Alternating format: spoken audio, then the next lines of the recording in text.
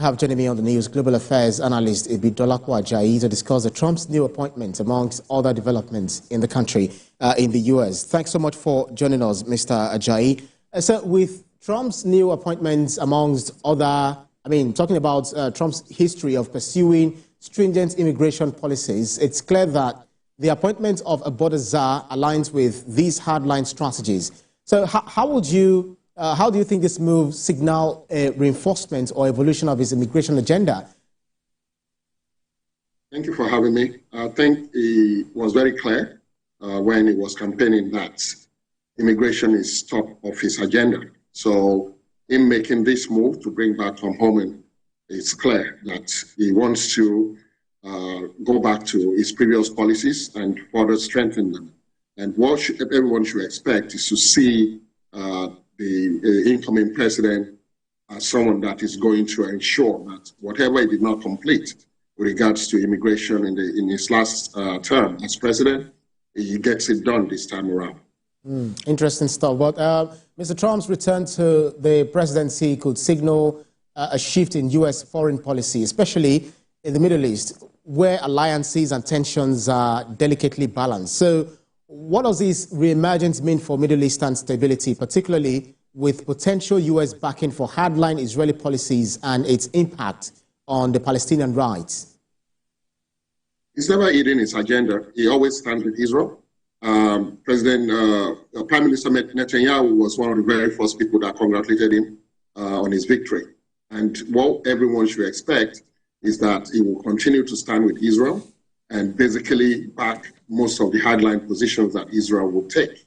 This potentially will still continue to exacerbate the issues we're seeing today in the Middle East. So it will force and should force the extremist groups like Hamas, Hezbollah to rethink their strategy, because anyone that thinks Trump will come to a negotiating table with those groups will be fooling themselves. He's going to stand with Israel, and basically whatever Israel wants to do, Trump is going to try to help them accomplish it.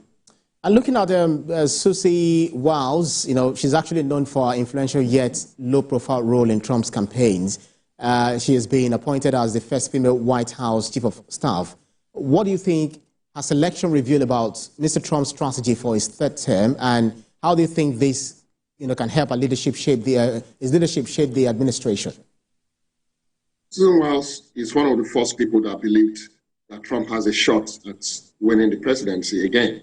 When people were not taking his calls, she stood with him and basically started to help him organize his team, and quietly did a fantastic job in helping him get reelected. So he has rewarded her with this position. Trump loves people that are loyal. Obviously, everybody was aware of what his former chief of staff had to say during the election period.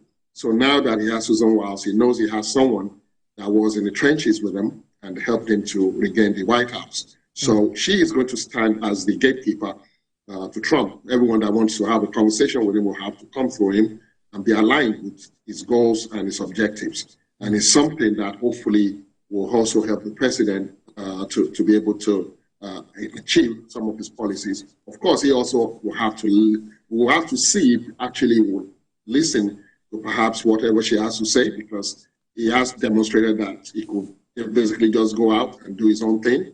But she will try her very best to keep him on track. I think it's a great appointment for him, and definitely we'll begin to see when he takes power on January 20, 2025, how our influence comes to bear on the way the government goes. Interesting stuff. But then so many, different areas are actually worried about Mr. Trump's emergence. In talking about press freedom under Mr. Trump, the Columbia Journalism Review has also raised the alarms about a potential Trump administration limiting journalist access and using agencies like the Department of Justice to suppress the media. So how should journalists and media organizations prepare for this possible crackdown, and what would such restrictions mean for press freedom in the U.S. as we speak?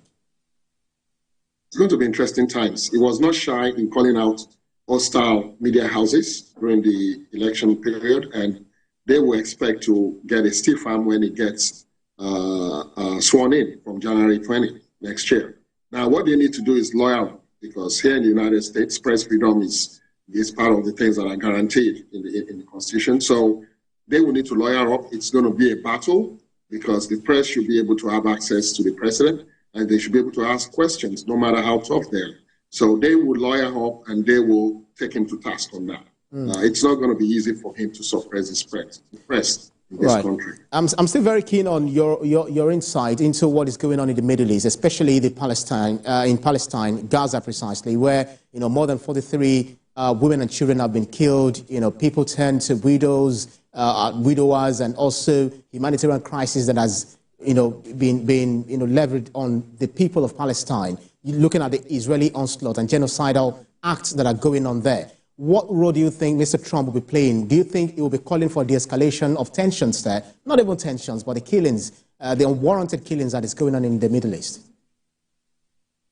If you think about the fact that he got Arab Americans to vote for him, and they believe that his influence will help to bring the war to an end, unless he doesn't care what happens after his tenure, he will have to at least make some overtures to ensure that Israel calms everything down and the hostages are released, and basically there's a de-escalation of the current situation. But it all depends on how much influence he can exert on Prime Minister Netanyahu, who right now looks to be on the path of land grab in those territories. So what will have to happen is Trump will probably have to find a middle ground to de-escalate, but it will be a tough thing because Israel has its own agenda.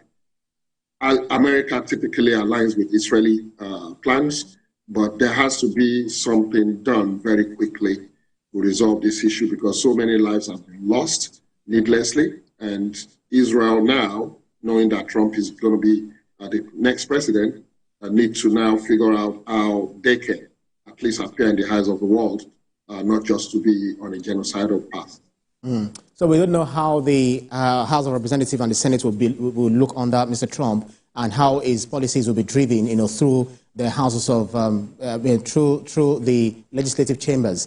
Do you feel that the Republicans might definitely completely take over the House of Representatives as well as the Senate, the way we're seeing things, panning out in the nearest future? It's looking likely that they will have full control of all arms of government. Within the White House, control of the Senate is definitely in their hands, and the remaining House races are likely to yield a Republican House as well. So they might most likely have full control of the Congress. And that means he has free rein to push his agenda. The battles will be won in the House, and if Democrats are able to stand up and find a way to block some of his hardline policies, they will have done well. But the chances are, with the Senate in the hands of Republicans, Trump will have at least 2 years before the midterm elections will achieve his agenda without any question. So that's what he will be evaluated on, as he did when he was president in 2016. He had 2 years before the House flipped. So he will have the same situation coming in. And if that be the case, he will be trying to push as many of his policies through the Congress as possible. As they say, Trump is an open book and we can read him. So it remains to be seen how he's going to be read, in this coming administration of his. Global Affairs analyst Ebidolapo Ajayi, thank you so much for your insight in this very important topic. Thank you. Thank you for having me.